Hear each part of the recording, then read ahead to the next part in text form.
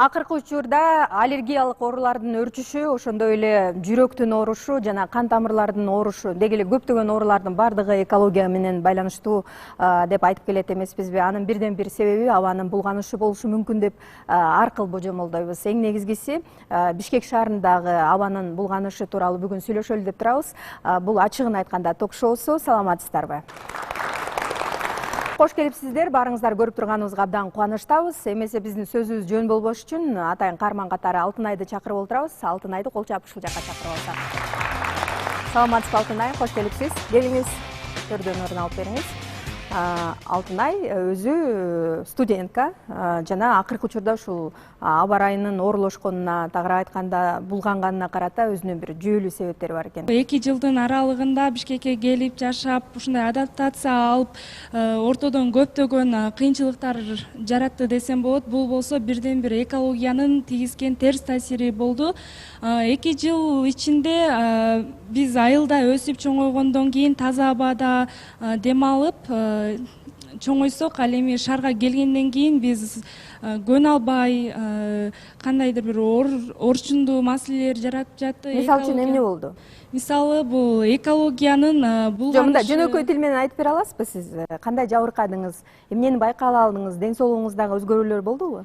Ооба, албетте ден соолукта өзгөрүүлөр болду. Бияка келгенде баш оору болобу же ар кандай аллергиялык оорулар болобу, ушундай ооруларга туш болдук. Бул абанын булганышынан, чаңдан, жөтөл оорусу дагы бизге терс таасирин тийгизди десек болот. Бүгүнкү күнгө чейин ушул экологиядан биз жабыркап келатабыз да. Мен өзүм жеке эле эмес, бардык коомчулук, бардык студенттер, бардык эле адамдардын ушул көйгөйлүү маселеси экология болуш керек. Бүгүнкү күнгө чейин мен ушул экология менен жабыркап келатам десем жаңылышпайм.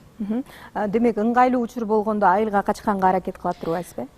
Албетте айылдан өтөр таза аба жок деп айткым келет. Ал жакта абасы салкын, таза аба, ошондой эле тынч жашоо деп айтсам болот. Демек, ошол жана баш оорулардын бирден бир себеби абанын булганычтуу аба деп ойлойт турбайсызбы? Ооба, булганычтуу аба экологиянын ошо тийгизген таасири деп эле ойлойм. Рахмат сизге. Менче дал ушундай жарандарыбыз абдан көп болсо керек деген ойдомун. Себеби дегенде баягы ооруну дарылагандан көрө алдын ала алдаганча жакшыраак деп айтылат эмеспи? Көп оорулардын бирден бир себеби дал ушул экологиянын бузулушу мүмкүн деп айтып жатабыз да. Бул дагы бекеринен эмес болуш керек. Агай, сиз дагы менче дал ушул жашообузда болуп жаткан деги эле Бишкек шаарынын абасынын булганышына кайдыгер эмес болсоңуз керек. Атмосферанын ролун адамдын жашоосунда. Абасыз адам 5 мүнөт жашай алат.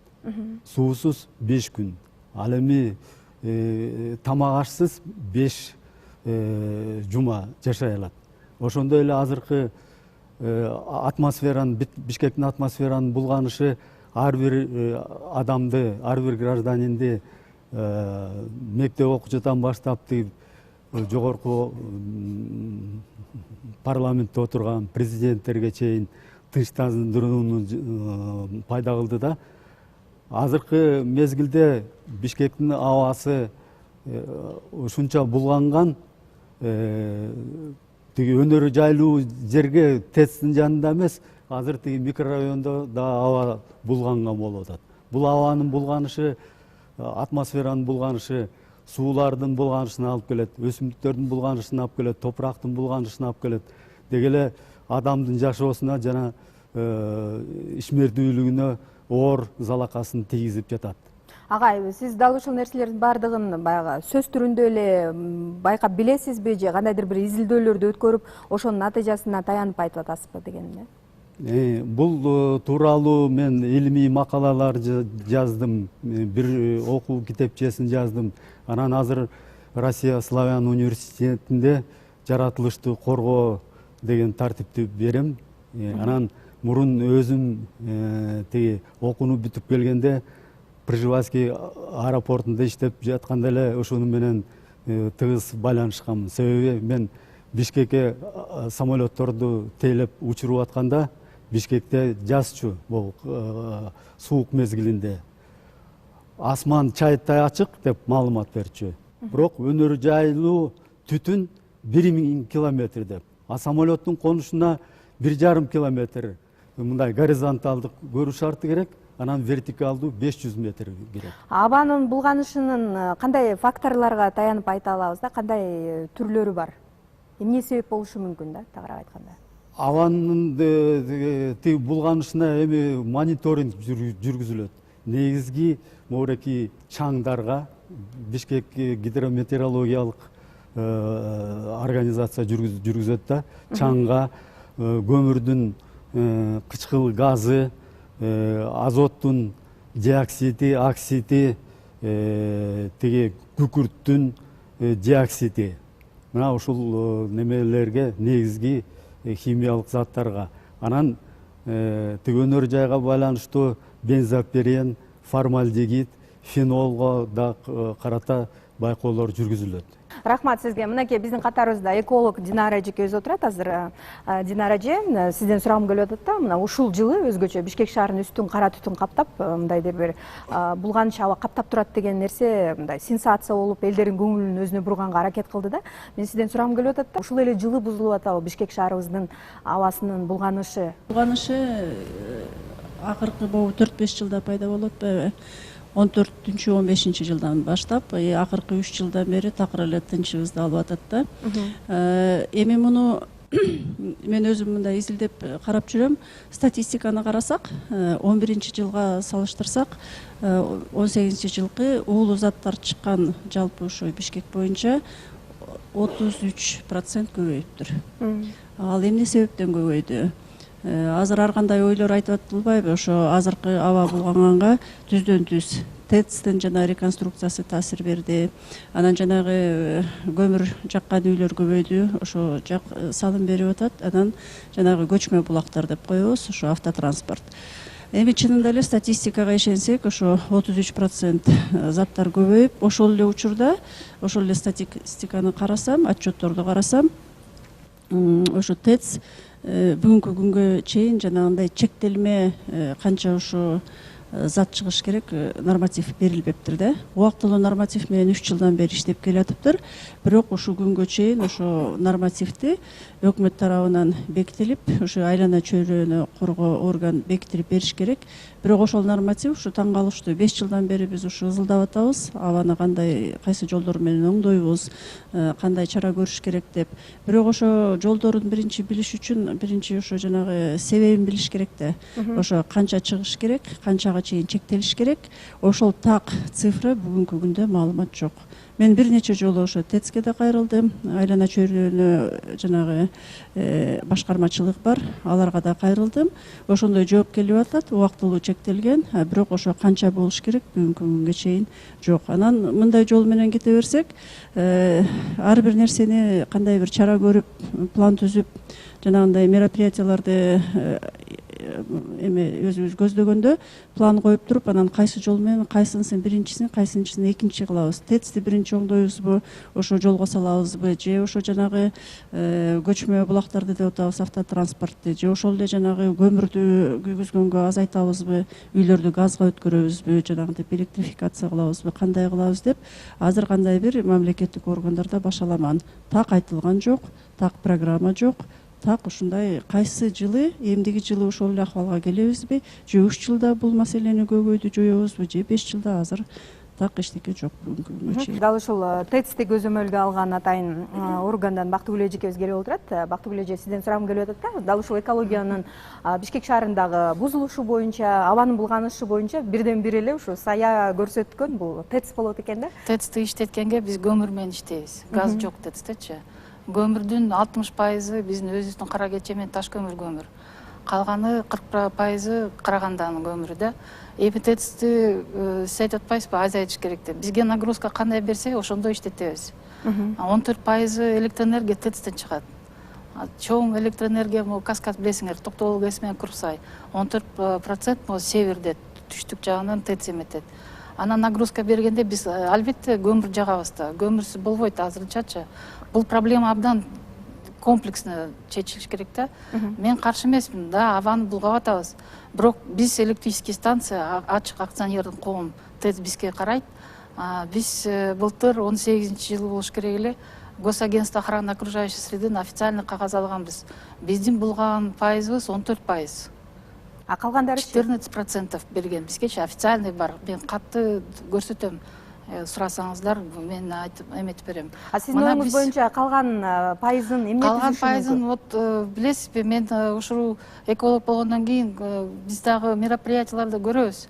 Ал 18, 17 айтып атпайбы Динара, 15, 16. Ошо жылдардан бери эле бизде мероприятие деген бар да. Биз обязательно вот эски блокторду, жаңы блокторду электрофильтрлоо деп коет. Аларга күнүгө жыл сайын ремонттоп келебиз да, капитан ремонттон өтөт. Да, туура биз жагабыз, булгайбыз, бирок ошончо биз төлөм кылабыз. Госагентствогачы природный охранный мероприятияларга экоплатежи деп коет, ошолорго төлөйбүз. Андан тышкары өзүбүздүн каражатыбыз менен электрофильтрларды жанакы чыккан эмелердин баарына төлөйбүз. Анан айтып кетсем, Госагентство охраны окружающей среды мына 2 жолу кат жаздым, дагы эле эсептеп бере элек да. Бизге деле күнүгө эле баары кайрылат. Звонокто чалышат, пикетте болот. Постоянно биз ошол неме менен иштейбиз да.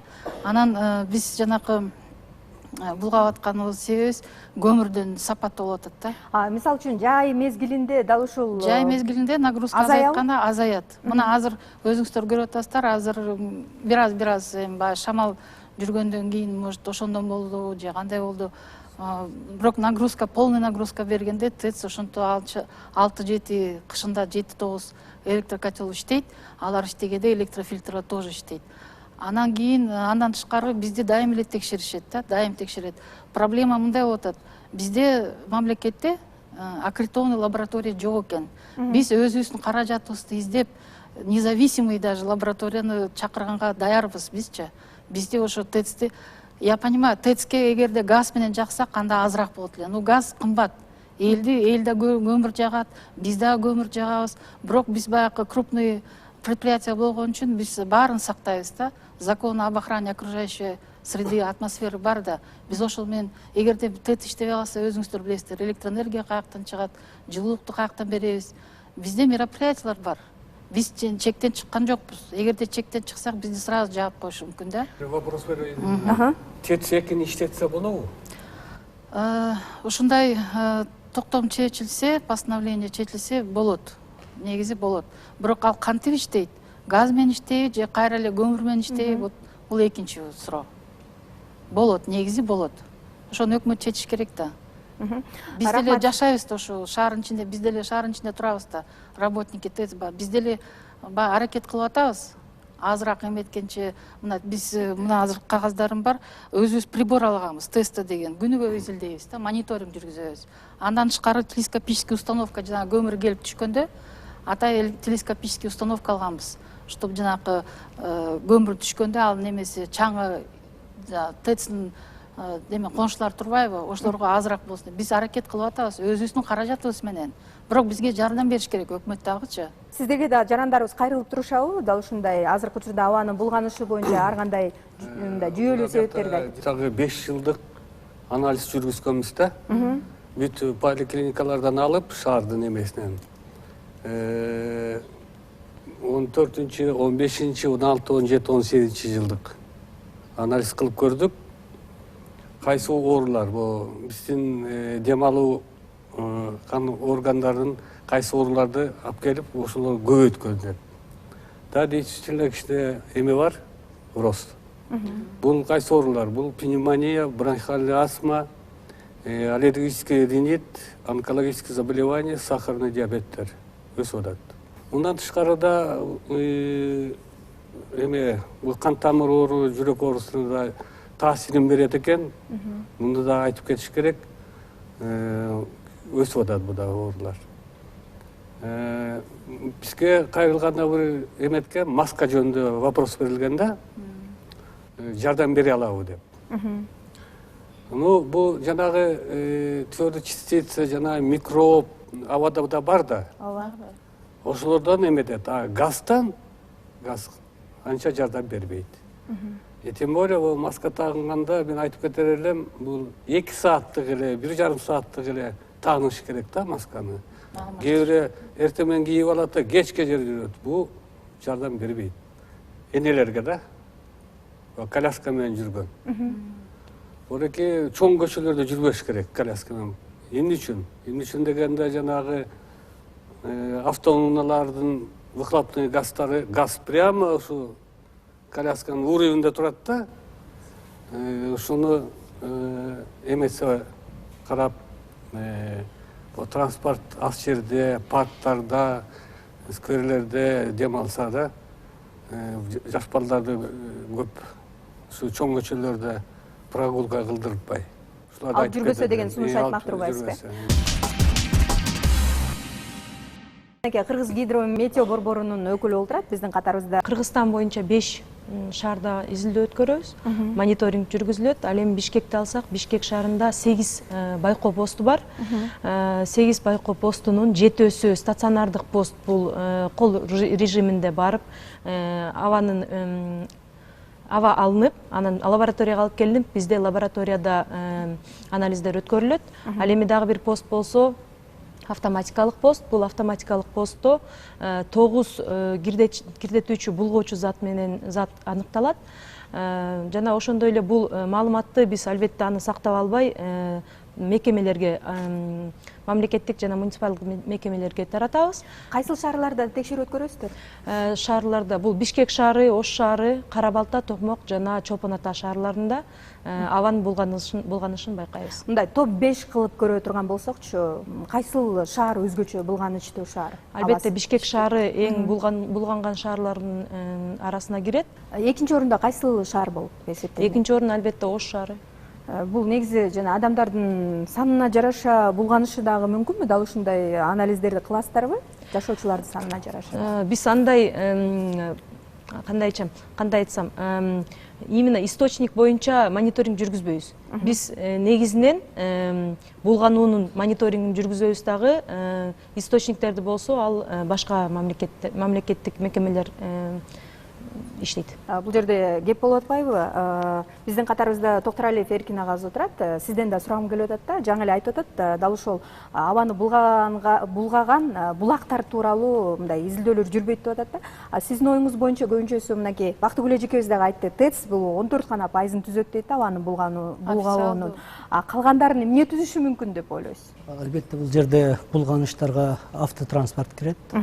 Ал анткени көпчүлүгү жана эскирген автомобилдер келип атат, техникалык сапаты боюнча жооп бербейт. Ошондуктан негизги 80%ды бул автотранспорттор түзөт деген маалымат бар. Анан негизги булганыч деп айтып атабыз, жанагы булганычтар таркаганда именно жолдордун жээгинде көбүнчө таркайт. Анткени жанагы илимде приземный слой деп коет. 1,5 метр аралыктагы багытта көбүнчө ошол зыяндуу заттар таркайт. Анан 20% ошол жолдун жээгинде, ошо автомобилдер жүргөн жерлерде отуруп калат. Калган 80% атмосферада таркап, анан кийин бир 2 жылга чейин ошол жерде взвешенный состояниеде турушу мүмкүн. Мынакей биз бүгүнкү берүүдө көрүп атабыз да, бул проблема бар экени ачык айкын көрүнүп атат дегендейчи. Кантип дал ушул проблемадан арылсак болот, абаны кантип тазаласак болот деген суроом бергим келип атат да. Абаны тазалайбыз деп айтпайбыз, аны превентивный меры деген болуш керек. Анткени жанагы ошол автомобилдерди алсак, ошондой эски машиналарга чектөө киргизүү, анан жаңы бир түрдөгү автомобилдерди киргизүү, мисалы электромобилдерди. Ошентсек биз көп зыяндуулуктардан жок болот. Динара эже айтты, мындай ТЭЦке атайын мындай фильтрлерди коюш керек, дал ушул жаатында мындай көптөгөн мамлекеттик программалар иштеш керек деген ойду айтты да. Сиздин оюңуз боюнча дал ушул машиналарды, эскирген машиналарды колдонууну чектөө дагы бул экологиянын жакшырышына алып келет деген ойдо турбайсызбы? Дагы бир эколог, жаш экологубуз отурат биздин катарыбызда. Сиз кандай ой пикир айта алат элеңиз да? Саламатсыздарбы? Акыркы учурда ошол Бишкек шаарынын негизи бир учурда биз билебиз, өтө жашыл шаарлардын бирине кирчү эле. Бирок биз бул категорияга кошо албай калдык. Менимче бул нерсе сизди эколог катары да ойлондурса керек. Мен өзүм мектепте мугалиммин, анан окуучуларыбыз менен дайым 10-11 класстын балдары менен илимий изилдөө практикалык иштерди кылабыз да. Анан ошондон келип чыккан өзүмдүн көз карашты айтайын. Бул биринчиден Бишкек шаарында же Кыргызстанда смог бул жакынкы 4-5 жылда болгон жок, бул буга чейин болуп келген. туура айтыш керек, бул жакынкы 4-5 жылда аябай күч алды. Ал эми анын күч алуусунун негизинде азыр коомчулуктун баары айтып атат, бул ТЭЦ күнөөлүү депчи. Жок, мен ТЭЦке биринчи ыраазычылык айтам, анткени алар биздин элдин жашоосун кандайдыр деңгээлде жакшыртып атат, жардам берип атат да. Болгону биздин биринчи кемчилигибиз эмне болуп атат? Ушул смогтун алдын алууда бир миллиарддаган акчаларды коротуп, бир жаңы бир чыпкалоочу фильтрлерди коюу же болбосо бир насосторду коюп сордуруп алуу, бир ушундай бир жаңы бир ачылыштардын үстүндө иштегибиз келип атат да. Жок, мен андан алыс болом. Биз жөн гана ушул смогтун келип чыгуу себептерин алдын алыш керек. Бул биринчи. Кантип алдын алсак болот сиздин оюңуз боюнча? Менин көз карашымда бул биринчи, бизде унаалардын саны көп. Унааларга чектөө коюш керек. Өзгөчө могу унаа сүйүүчүлөрүнө мисалы үчүн атайын күндөөлүктөр чыгарыш керек. Кыш мезгилинде жуманын бир 4 күнүн унаа айдаса, 2 күнүнө айдабай турган кылыпчы. Анткени биз бир мезгилдер келет, буюрса бир 5-10 жылда дагы да оор күндөр болот да, ошондо унаалардын санын азайтыш керек. Анан экинчи, биз балдар менен Гагарин көчөсүнө илимий изилдөө практикалык иш кылганда биз байкадык, булганын себеби бул ак ордо жаңы конуштардын башталышында болду да, ак ордодочу. Шаар ичинде газ түтүктөрү болуп, ал жерде булганын себептери азыраак болуп атат. Жаңы конуштарда көбүрөөк үйлөрдө, жеке менчик үйлөрдө көмүр жагып, ошонун негизинде булганы болуп атат. Экинчи, үйдөн чыккан таштандыларды өрттөп атат. Ошонун негизинде да булгануулар болуп атат да. Анан биздеги дагы бир чоң көйгөй, азыр шаарларда күйүүчү майлар сатып атпайбы? Ошолор да аябай чоң таасирин берип атат. Себеби биздеги маалыматтар боюнча 3 тоннасына, ошол күйүүчү майдын 3 тоннасына 100 литр суу кошот экен да. Бул күйүүчү майдын сапатын бузат. Ошонун негизинде унаалардан чыккан уулуу түтүндөр абаны булгап атат. Мен ошолорго көбүрөөк токтолот элем да. Анан үй кожойкелерине айтат болчумун, үйгө казан аяк, жанагы чайнек алганда түбү жукараак алуусунчу. Себеби түбү жукараак идиш аяктар батыраак ысыт, тамакты батыраак бышуусуна жардам берет да. Биз сапаттуу деп калың алып атабыз, калыңдар кечирээк ысып, тамактын бышуусуна кеч тоскоол кылып, биздин электр энергиясын көбүрөөк коротуп коюп атабыз. Биз ошол баягы эң биринчи элдерге эко билим бериш керек. Элдерге ушул экологиялык билим берсек, анда биз смог көйгөйүнүн алдын кыскартабыз. Чечип сала албайбыз, бирок кыскартабыз. Керектүү деңгээлде элдерге мындай ошол экологияны сактоо боюнча маалыматтар жетпей атат деген ойдосузбу, Динара эже? Жаңы эле биздин жаш экологубуз өзүнүн оюн айтып өттү. Ушундай машиналардын көп болушуна тыюу салышыбыз керек, кандайдыр бир чектүү күндөрү гана машина айдаганга уруксат беришибиз керек дейт. Бул нерселер реалдуубу? Абдан туура айтылды. Азыр биз жашыл экономикага дүйнө жүзүндө өтүп атпайбызбы? Эми жашыл экономика деген бул ошо күйүүчү жанагы таш көмүрдөн, ошо күйгөн эмелерден жанагы альтернативдүү энергетика деп атпайбызбы? Ошо жактан көбүрөөк пайдаланганга аракет кылышыбыз керек. Бизде жанагы гелиоэнергетика дейбиз, күндүн жанагы батареялары менен ошо күндүн энергиясын биз пайдалансак болот, ошолорду киргизип. Анан бул жанагы новостройкаларды азыр айтып кеткен, ошолорго кандай бир кичинекей проекттер менен болобу? Проекттер менен аракет жакшы көп деле мындай болбойт. Мен ойлойт элем, ошо мамлекеттик деңгээлге көтөрүп, ошо мамлекеттик программа менен ошондой киргизиш керек буларды. Ар бир адам азыр мамлекеттик деңгээлдеги дагы эми кызматкерлер, өзүбүз жарандарыбыз ошо экологияны кандай өзүбүз салымыбызды ар бир адам кандай киргизе алабыз? Биринчиден ошо альтернативдүү энергетика, экинчиден ошо кандай бир экономдуу энергияны пайдалануучу. Бул албетте абдан чоң нерсе. Күйүүчү майдын сапатын аны көп эле айтып кетип атабыз. Россияда, Европада жанагы евро стандартка өтүп атпайбы? 5-класс, 6-класс деп. Бизде азыр 2-, 3-, 4 класстардагы жагылып атат. Бирок ошол эле учурда жанагындай нефтеперегонный заводдор ошо Джунда, Кара-Балтада, Токмокто, Жалал-Абадта ошо жанагы күйүүчү май чыгарып аткандардын сапаттары начар. Бирок аны кандай азыр сразу тыйып салсак, өндүрүш токтоп калат. Ошон үчүн мамлекет бир 5 жылдык комплексный азыр айтып кетилген программа түзүп, ушул факторлордун баарын эсептеп, рети менен программа түзүш керек да. Ушул күнгө чейин мына сөз менен келип атабыз. Азыр мен башында да айтып кеткем, мындай так ошо жана цифралардын баарын эсептеп, ошо автотранспорт азайса канчага азайтышыбыз керек? Мына 30-жылы биздин автоунаалардын саны канчага көбөйөт? 10% көбөйөбү же 20%? Же ошол бойдон токтотобузбу, чектөө коебузбу? ТЭЦтин жана көмүрүн кара кеченикин жагабызбы же дагы кандай бир башка энергия потреблениени азайтабызбы? Ал экинчи маселеде. Үчүнчү жанагы жолдорду айтып атпайбызбы, автоунааларды мындай чектеп азыраак жүргүзүп, ошол жерде эле жанагы велодорожка деп коебуз. Европада азыр көп жерде унаалар жүрбөйт, общественный транспорт көбөйүп атат. Мына кээ бир өлкөлөр, жетишкен өлкөлөр, Люксембург, башка эмелер общественный транспортты мындай бекер кылып атышат. Ошондой шарттарды түзүп берсек, анан жана велодорожкаларды эметип, анан шаардын ичинде эле ошо центр пайда болуп атпайбы? Центрде ошо жана курулуш маселесин айтып кетиш керек да. Бизде курулуш маселе жанагындай нормаларды сактабай, чынында айтканда бак-дарактардын баарын кыйып, анан бизде рельеф ошондой да, биз чуңкур жерде турабыз да. Ошон үчүн ошо архитектура жагы, могу курулуш жагын абдан катуу мындай бир тартипке салыш керек болуп атат да. Анткени көп учурда ошо курулуш маселеси жанагы шамал коридорлору бузулуп, ошо аба айланбай, ошол себептен бул маселе күчөйүп атат да. Биз булганган аба менен дем алып келет экенбиз. Көптөгөн себептери бар экен, жана азынолук кеңештерди дагы уга алдык дегендейчи. Адамдар, жарандар кандайдыр бир өзүнүн салымын кошсо болобу ушул экологиянын жакшырышына? Кандай деп ойлойсуздар? Мен бир нерсе айтып кетейинчи. Биз 2 жылдан бери 18-жыл, 19 жылы мындай бир демилге көтөргөнбүз. Могу 19 жылды экологиялык жылы жарыялайлы деп. Анан болбой калды, былтыр дагы ошондой демилге көтөрүп 20-жылды дегенбиз, дагы болбой калды, башка жылдар болуп калды. Ошол эле учурда Россияда 13-жылы айлана чөйрөнү коргоо жылы болгон, 17-жылы экологиянын жылы болгон.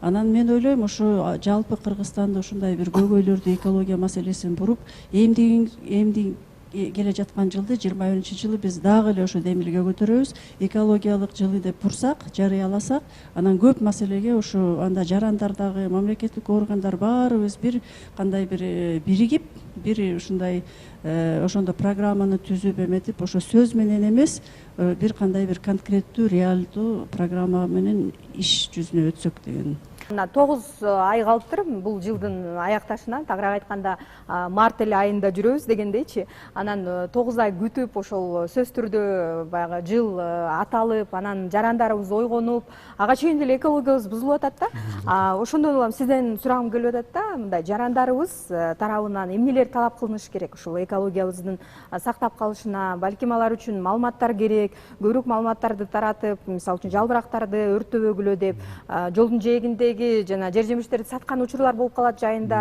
ошолорду сатып албагыла, булганычтуу жерлер, дал ошол жерлер деген сыяктуу маалыматтарды берип турганыбыз оңбу? Эми бул жерде мен айтып коюшум керек да. Биз ар бир боореки инсандын өзүнчө салымы керек да. Мисалы үчүн бул жерде айтылып атат, туура айтылып атат, өсүмдүктөрдү өрттөбөш керек, мусорду өрттөбөш керек деп. Анан жанакы бир технологияларды колдонбош керек деп. Баягы кыргыздын макалы бар, көп түкүрсө көл болот дейт. Ар бирибиз баягы экологиялык принциптерди колдонсок, анда биз баягы Исхак Разаков айткандай, сен таза болсоң, мен таза болсом, коом таза болсо, анда Кыргызстаныбыз таза болот деп. Анан мен бул жерде айтып кетишим керек да, көпчүлүк баягы Ош бир ТЭЦти күнөөлөйт, бир автомобиль транспортун күнөөлөйт, бир жеке секторду күнөөлөйт. Бул жерде негизинен боореки туура айтып атышат. Бизде Бишкекте бул үй куруу жагынан туура эмес, башаламандык болуп, чокмуроктошкон үйлөрдү куруп салып, баягы шамалдын багыттары өзгөрүлүп, анан баягы Бишкекте тозмо болуп калды. Силер тозмо кылып, үйлөрүбүздүн баарын жанаша бири-бирине жакын кылып, дубалдарды куруп салып, азыр шаар желдебей калды. Бүт булгануучу газдардын баары топтолуп отуруп, микрорайондорго жетип, тетиги Орто Сай, Чоң Арыктарга чейин барды. Эми мындай уланып отурса, келечекте бүт Бишкек жеке эле жакынкы райондорго жашоого оор болуп калат. Дал ошол фильмге сиздердин назарыңыздарды буруп коюуга уруксат этиңиздер. Биз андан соң эфирибизге кайтып келели.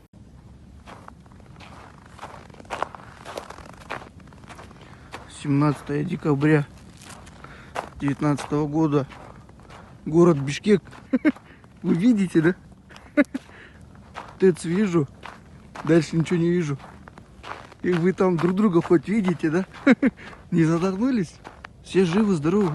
Так, сейчас время 2:30. Солнце также видно, да? Или нет?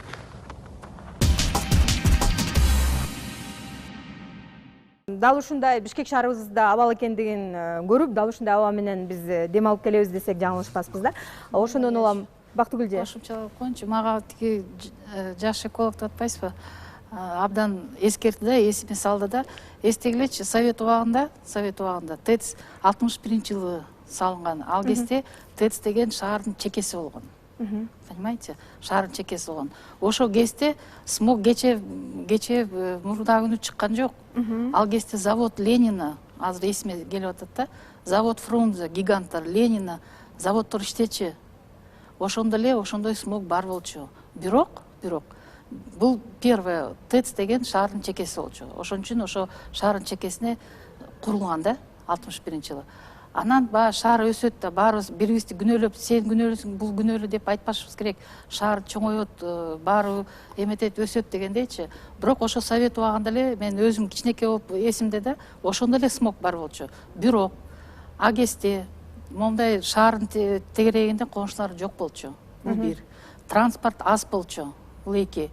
Азыр эле смог деп калды, себеби вот жана үйлөр салынып атпайбы? Алар туура эмес салынып атат да. Роза ветров деп коет. Продуваемость жанагы экологдор айтып атпайбы?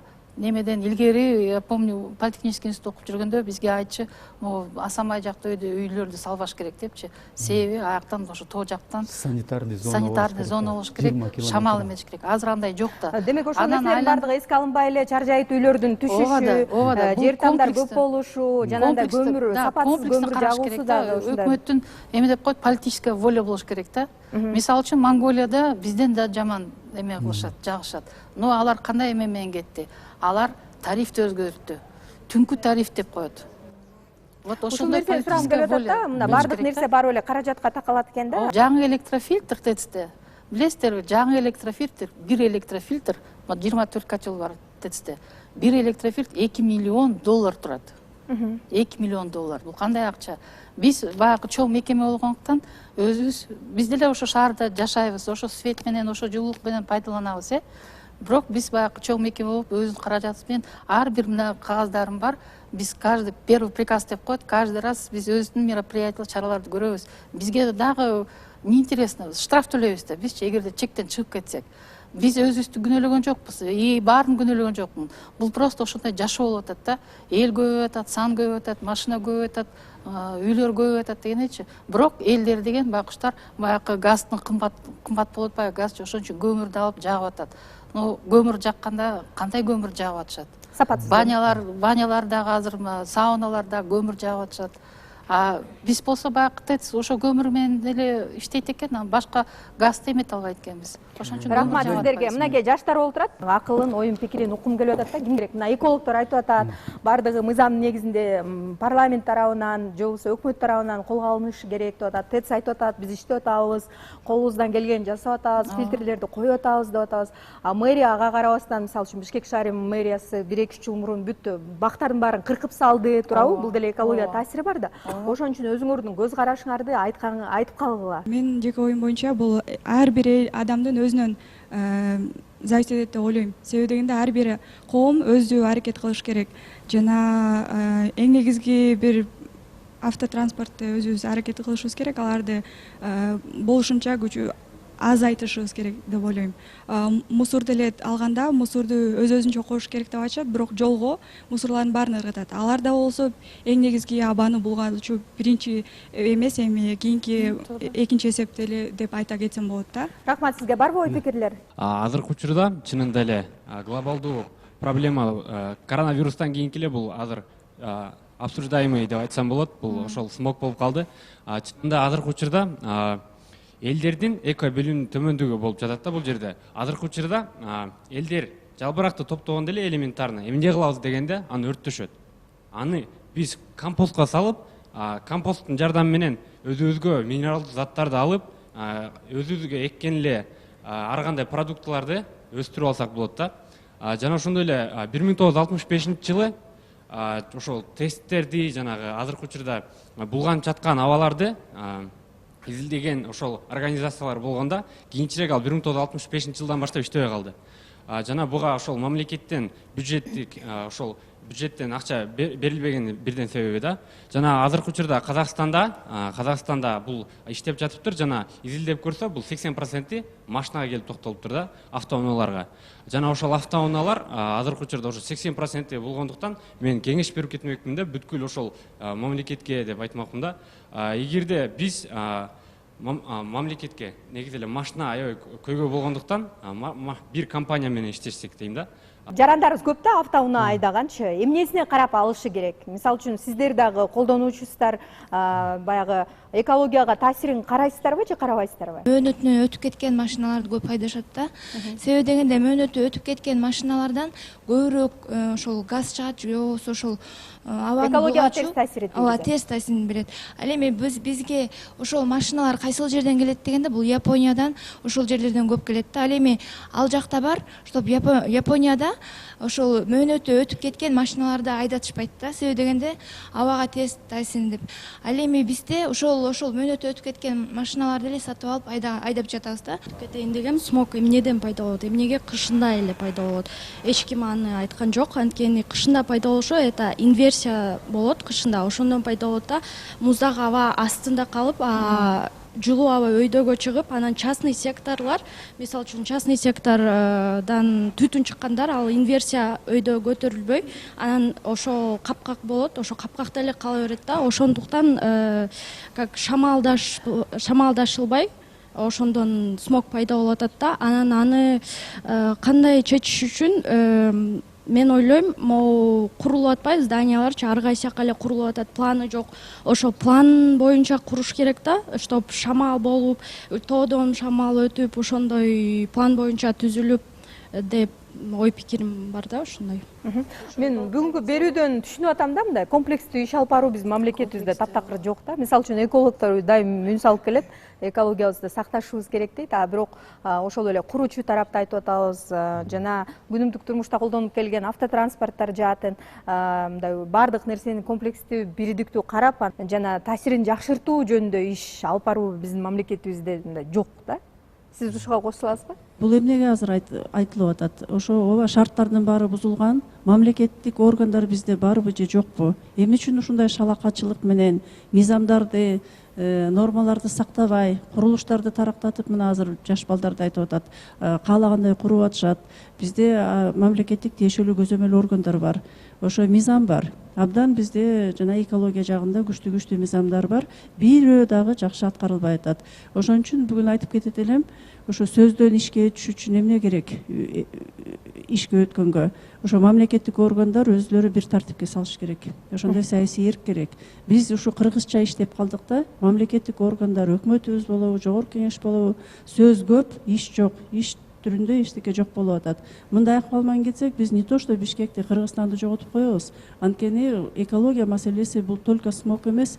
Биз Кыргызстандын мөңгүлөрүн карагыла, токойлорун карагыла, жанагы өндүрүштүү тоо кен байлыктары менен арчаларды кырып атат, мөңгүлөрүбүз талкаланып атат, сууларыбыз булганып атат, ысык көл акыбалы кандай болуп атат, жанагы очистное сооружение курулбай атат. Ошон үчүн мен айтып кетет элем, ошо комплекстүү, Совет Союз убагында комплексная территориальная схема деп койчу. Ошол кезде курулуш органдар, архитектура деген болот, анан экотехинспекция, транспорт, бүт баары комплекстүү каралчу, анан жоопкерчиликке ошол жетекчилер, ошол эле жанагы мамлекеттик кызматкерлер жоопкерчиликтен коркуп, ошо ишин так аткарчу. Азыркы күндө бизде тартип жок, мамлекеттик тартип жоголду. Ошон үчүн ушундай пайда болот. Мындан 2-3 жыл мурун дал ошол Бишкек шаарында жанагы бактарактарды, эскирген бактарды кесип салып, жулуп салып, же болбосо жоготуп салуу болду эле да. Жарандар тарабынан барып ошол жерде митингдер өтүп, акциялар өтүп, коргоп калалы, алып калалы деген сыяктуу чакырыктарды жасады эле да. Бирок мындай массалык түрдө ошол бактар кыйылып кетти да. Ошолордун дагы таасири бар деп ойлойсузбу сиздер? Сурагым келет. Катты айлана чөйрөдө. Мисалы бир эле дуб деген таракты алсак, ал 30 килограммга чейин жана зыяндуу заттарды өзүнө сиңирип алып тазалайт. Ошондо элестетип бериңиз, шаарда канча бактарак кыйылып атса, ошол баары булганыч боюнча калып атат, ошол терс таасирин тийгизип атат. Динара эже, ошондо негизи кандайдыр бир талаптарды койдуңуздар беле мэриягачы? Биз былтыр ошо жанагы запрос берип, мэрияда таң калыштуу нерсе, запрос жөнөтсөк, ошо бактарактар канча кыйылып атат. Анткени 16-жылы мэр Албек Ибраимов беле кезде ошол 16-жылы мындай массалык маалыматта берген маалымат. Бүт бактарактарды инвентаризация кылып, ар бир бакка паспорт кылып туруп инвентаризациядан өттү. Биз ошол данныйларды сурасак, бизге бир кызык маалымат келди да. Ошо биз жана канча бир даракты кыйдык, анан ошо сатып алганда 9300 сомдон ар бир даракты сатып алдык деп. Бул боюнча иш козголгон, жыйынтыгын билбейбиз, кандай жыйынтык чыкты аягында. Бирок ошо Союз убагында ар бир тургунга 24 квадратный метр жанагы бактарактын нормасы бар болчу. Бүгүнкү күндө ал норма 6-7 эсе азайып кеткен. Ошо бакты, бир бакты кыйып атсак, анын ордуна да 2-3 мындай бактарды өстүрөбүз, коебуз, тигебиз деди эле да. 15 бак эгиш керек, анткени ал дагы өсөбүз, суу бизде жанагы ирригационный система, арыктардын баары талкаланган, жакшы суарылбай атат. Анан ошол эле учурда мына биз автоунааларды айтып атабыз. Бир автоуна сатып алганда ошонун заттарын компенсация кылыш үчүн 30 дарак эгиш керек экен. Ана эсептеп көргүлө, мына 5,5 миллион бизде автоуна болсо, 30 барак болгондо биз где-то жалпы жанагындай өскөн жагын баарын карасак, 15 миллион бактарак ошо Бишкекке эгишибиз керек да. Алтай агай, сизден сурагым келип атат да, мындай баягы санэпидистанциядан келип атпайсызбы? Жайында жолдо ошол жер жемиштерди, өсүмдүктөрдү сатып аткан учурларды көп көрөбүз да. Дал ошолорго карата кандайдыр бир иш-чараларды жасайсыздарбы сиздер? Эмне себептен ошолор азыркыга чейин мындай токтолбой сатып келишет да?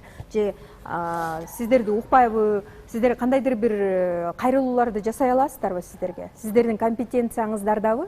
Да, бул мындай орчундуу маселе. Өзүңүздөр байкагандай, апрелден баштап ушу октябрга жери, Бишкектен баштап ушу көлгө жери, жолдун тегерегинде аркы жагы, берки жагы болгу жер жемиштер сатылат. Бул боюнча биз жергиликтүү эмелер менен иштешип, рейд кылып турабыз да. Былтырдан баштап чындыгында рейдибиз аз болуп калды. Эмне дегенде мораторий бизге текшерүүлөрдү токтоттурган. Особый мындай эме чыкчу эмес. Зыяндуу эмеспи сиздин оюңуз боюнча? Бирок жанагы ал жанагы эмеге кошулат да, нитрат жерге жер семирткич кылып эметкенде. Бирок жанагы автомобильный эмеден мындай көп байкалган эмес. Нитраты го түшүнүктүү. Бирок жанагы жолдун жээгинде автомобиль өткөн жерден, автомобилден ар кандай мындай экологияга терс таасирин тийгизген газдар, заттар бөлүнүп чыгып, ошолор дагы ошол жолдун жээгинде сиз өзүңүз эле айттыңыз го, баланы алып баратса, ал үчүн таасирин берет дедиңиз. Анан ошо жер жемишти жеп атат биздин жарандар. Аерде жергиликтүү эмелер менен аябай мындай эме жүргүзгөнбүз көп иштерди. Түшүнүрүк иштерин жүргүздүк, аерге сатпагыла. Келген өзүбүздүн жарандарга айттык, албагыла бу жерде. Өзүнчө эме бар десек эле, эме келип такалышат да. Буяка арзан экен. Берде жолдон кетип баратканда ыңгайлуу экен. Ошон үчүн сатып алып атабыз деп. Рахмат сиздерге. Бул жерден өзү сатып албай койсок эле болду. Ал өзүлөрү эметип калат. Сатпай калат. Рахмат сиздерге. Ыраазычылык билдирели, атайын убактыңыздар бөлүп келгендигиңиздер үчүн. Биз абанын булганышы тууралуу ар тараптан карап көргөнгө аракет кылдык. Көптөгөн экологторду чакырдык, жарандарыбызды чакырдык, жана керектүү органдардан атайын адистерди чакырдык элек.